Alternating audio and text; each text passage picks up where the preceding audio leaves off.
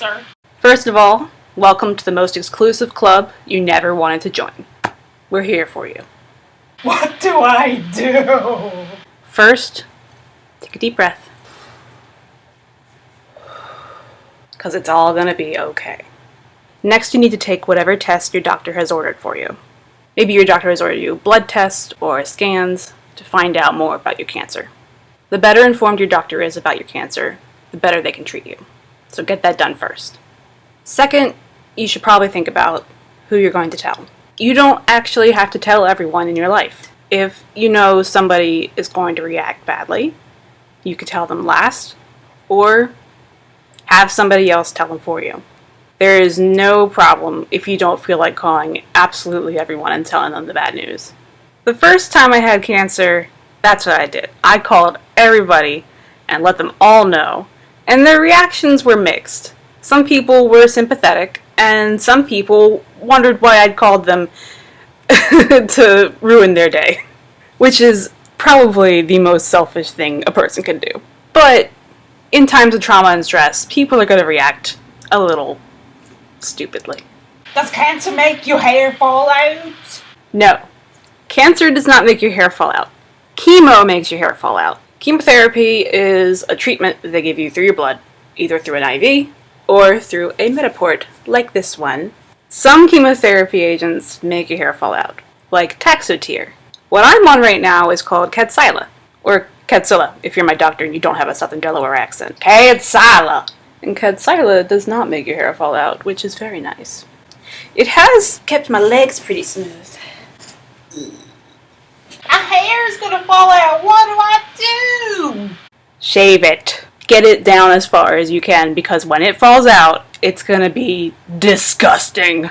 I had a buzz cut.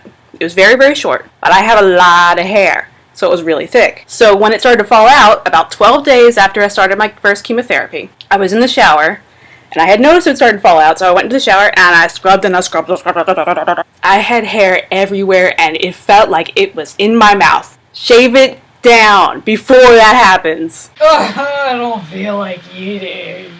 Eat. You need to eat to survive. Gain a little weight, because that extra fat is going to help you survive.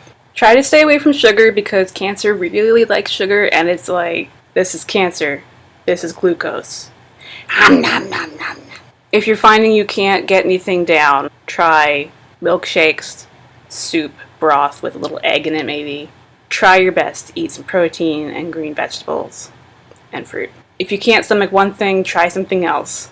On my first chemo, when I was on Taxotere, I couldn't taste anything, and I didn't feel like eating. So here's what I did. I would make milkshakes out of almond milk, banana, and a bunch of fruit. I would stick the straw in it and stick the straw to the back of my tongue and just get it down. You should snack a lot on peanuts and raisins and dried fruit and trail mix. Snack throughout the day, because it'll make you feel a little bit better from just having something to eat. And it'll also help you to maintain a healthy weight. I don't want to drink water. A, B, D. Always be drinking. Always have water by you. Get yourself a new glass and a new drinking bottle, because once you have an old glass for a while, you're not going to feel like drinking out of it. Switch your drinking bottles once in a while, because they are going to start to taste funny after a while. While you're on chemo, you're going to taste things weird. You got to keep switching it up on yourself.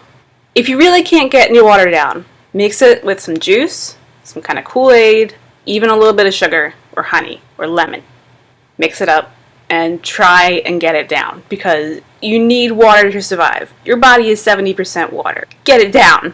Do it, or they're going to put you on an IV at the hospital. My stomach is a cesspool of evil and torment. I know. I've been there. It sucks. Ask for nausea medication. One really good one I found is Compazine. One really bad one I've found is Zofran, which made my arms and legs fall asleep for 8 hours. That was scary. Some natural remedies include ginger and mint. You can do what I did and make a mint tea with a little slice of ginger in it and some honey. That will help a lot. There's also ginger candies. Even just smelling a piece of mint, if you have any mint around you, and if you're going through chemo in the summertime, just having a piece of mint near you, just hold it, crush it, put it in your pocket, it'll help. Edible marijuana can help. It has been known to help with nausea. That is up to you if you are into that. A friend of mine swears by warm Coke for nausea and lying on your belly. Try it. Maybe it'll work. Can weed help? Yes. Although the first time I had cancer, my doctor did not recommend marijuana, so I didn't do it. Second time I had cancer, however, I was like, yes, give me that, and my doctor recommended it. So, I've never smoked weed, and it's probably not that good for you because the smoke getting in your lungs doesn't sound very good for somebody who's on chemo. Eating it, however, has been shown to help reduce internal cancer.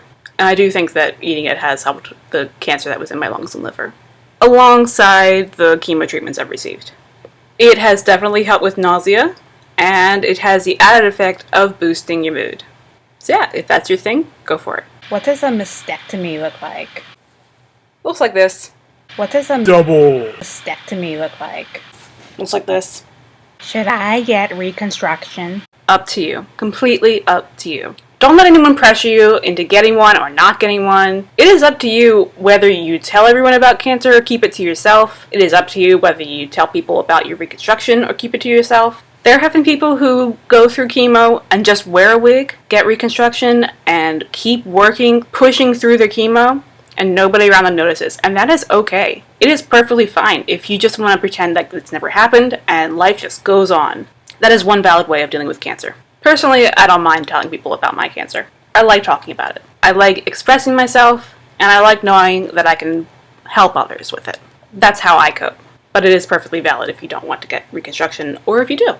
If you do, what they do is they take these silicone implants, they start out small at first, and they put them underneath your pectoral muscles. If somebody asks, why don't you just get reconstruction? That's why. It's very painful. Another thing you can do, and it's something that I've done once in a while, is just get falsies.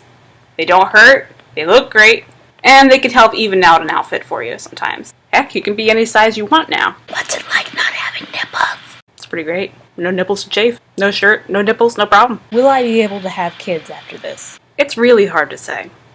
I don't know what it's like for men. For women, our egg cells do tend to be affected by chemotherapy and radiation, if the radiation is in the area of the uterus. However, I did know somebody who had ovarian cancer and still wound up having a child. And he was healthy. He was the most beautiful, smiling baby. So it is possible that you can get pregnant after going through cancer. Sometimes it works out that way, sometimes it doesn't. And you're going to hear a lot of, well, you can always adopt. And yes, you can always adopt. The truth is that you may feel like mourning for the children that you won't have. And that's okay. Just keep in mind, though, miracles do happen. I feel like I'm going to die. This is no time to be realistic. You may think that you're being realistic by preparing for death. Now, it's okay to do things like prepare a will, because that's a responsible thing you should do anyway. But you don't have to spend your time saying goodbye to everyone. You can spend your time living while you're alive. Just spend your time with your friends and family, as though everything's going to be okay. There were definitely times when I thought I was going to die. Disclaimer, radiation especially makes you feel like you're going to die. And sometimes chemo does too. It makes you feel like you're going to fall asleep and not wake up. Don't be afraid to fall asleep. You're just going to get your rest. One way or the other. There was even a time in the hospital when the chaplain came to see me because it seemed like I had about a week left. My body was rife with cancer, and I hadn't started chemotherapy, Kadcyla, yet. One thing I learned from that is, it's not your fault. Something I used to think was that if I die, it's going to hurt everyone around me. And that's true. But people mourn, and they move on. Life goes on. It's not your fault. Part of acceptance is letting that go. As I said, this is no time to think realistically. You need to think hopefully.